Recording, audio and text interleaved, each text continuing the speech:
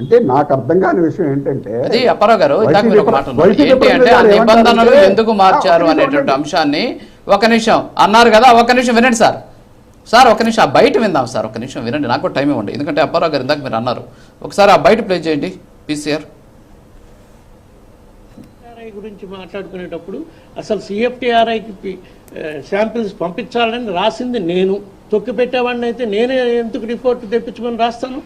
మాట్లాడుతూ సిఎఫ్టిఆర్ఐ రిపోర్ట్లో కూడా జంతు కొవ్వు ఉందని మెన్షన్ చేశారండి. సిఎఫ్టిఆర్ఐ రిపోర్ట్లో జంతు కొవ్వు ఉందని మెన్షన్ చేయాలి, కల్తీ జరుగుతుంది అని చెప్పి రిపోర్ట్ ఇచ్చిందంటే ఇప్పుడు చూస్తున్నాం అది మనం.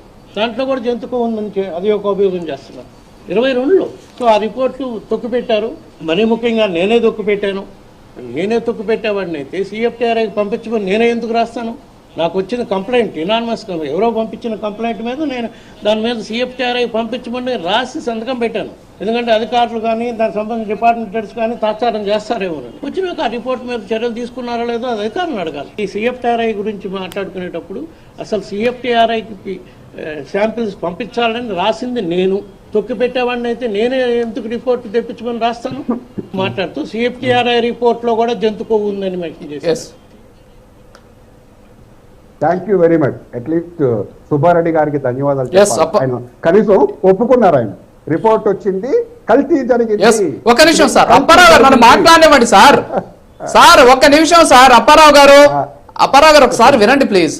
ఆ బయటలో ఏమంటున్నారంటే ఆయన నాకు నెయ్యి కల్తీ అయ్యింది అని చెప్పి నాకు ఇనానమస్గా వచ్చినటువంటి ఒక ఫిర్యాదు ఆధారంగా నేను సిఎఫ్టిఆర్ఐకి పంపండి అని చెప్పి నేనే రాసి సంతకం పెట్టాను. సంతకం పెట్టినటువంటి నేను ఒక అద్భుతమైనటువంటి డెసిషన్ తీసుకున్నాను, మరి నేను ఎందుకు దొక్కి పెడతాను అని చెబుతూ సిఎఫ్టిఆర్ఐ రిపోర్టు మీద వచ్చినటువంటి అంశాల మీద అధికారులు చర్యలు తీసుకోవాలంట. అంటే నకిలీ అక్కడ కల్తీ జరుగుతుంది అనేటటువంటి విషయం తెలిసి మీరే రిపోర్ట్ రాశారు వాళ్ళకి పంపండి అని.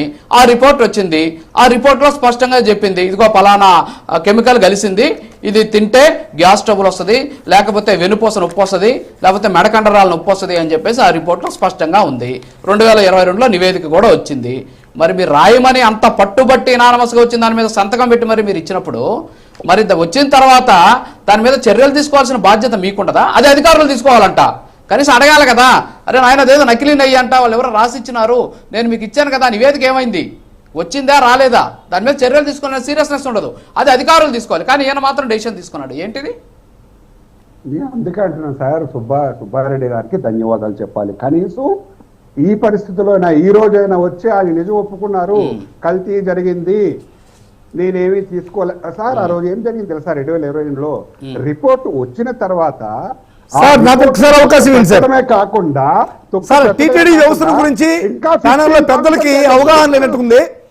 టీటీడీ వ్యవస్థ గురించి ప్యానెల్లో పెద్దలకు అవగాహన లేనట్టుంది. సుబ్బారెడ్డి గారి మాటల్ని నేను చెప్తాను ఏం చెప్పాడు అనేది. సుబ్బారెడ్డి గారి మాటలు నేను చెప్తాను సార్.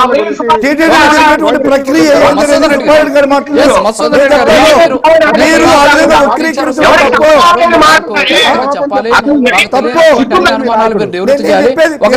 కూడా తీసుకోండి. ఒక్క నిమిషం సార్,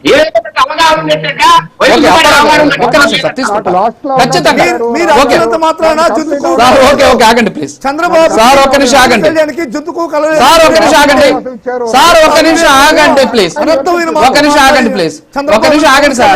అరే ఈ ప్రపంచంలో ఎవరు క్షమించలేవాడు వాళ్ళ మాటలు ఒకసారి బయట ప్లే చేయండి సార్. సరే ఓకేలేండి, ఎవరు సార్ దేవుడు క్షమించలేదు, దేవుడు చూసుకుంటారు. ఒక నిమిషం సార్ గాడ్ నోస్ ఎవ్రీథింగ్. ఒక నిమిషం ఉండండి. సరే ఈ శాపనార్థాలు మనకు వద్దులే కానీ ఒక నిమిషం ఉండండి ప్లీజ్.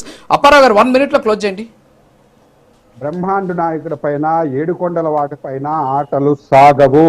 అది ఎవరైనా, నేనైనా, మీరైనా, వైసీపీ అయినా, టీడీపీ అయినా, జనసేన అయినా, ఆటలు సాగవు, సాగనివ్వడు.